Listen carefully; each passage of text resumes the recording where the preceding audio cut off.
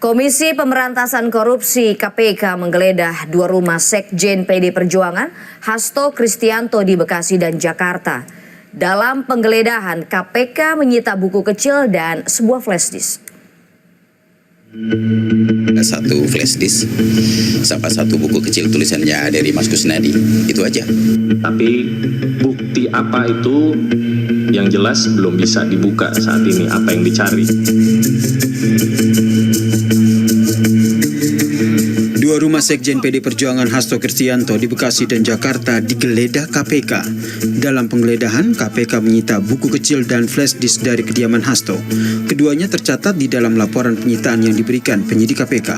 Penggeledahan dilakukan atas dugaan kasus suap pergantian antar waktu atau PAW anggota DPR dan dugaan perintangan penyidikan. Ketua KPK Setio Budianto mengatakan penggeledahan yang dilakukan KPK sudah sesuai prosedur. Pak Hasto kemarin Pak gimana Pak?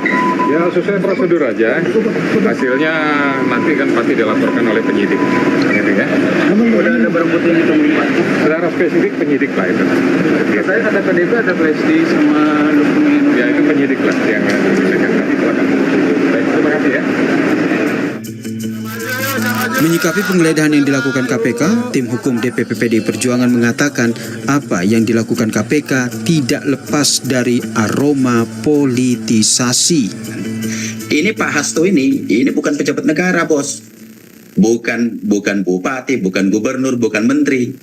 Perkara ini tidak ada merugikan keuangan negara. Dalam seprindik itu ada dua. Satu katanya melakukan suap gratifikasi.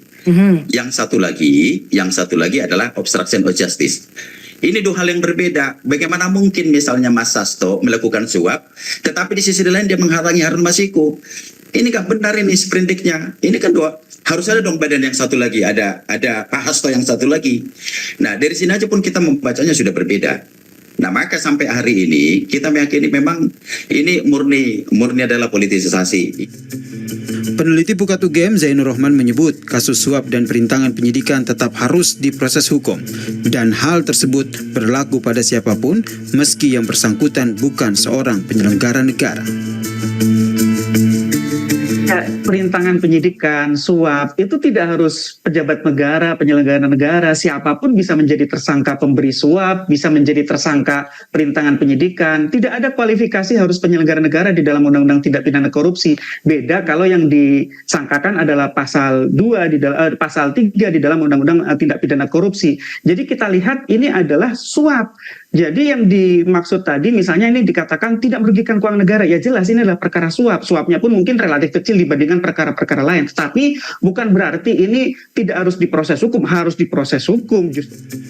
Kini guna melengkapi pemeriksaan, Komisi Pemberantasan Korupsi telah menjadwalkan kembali pemanggilan Hasto Kristianto pada 13 Januari 2025 mendatang. Tim Liputan Kompas TV.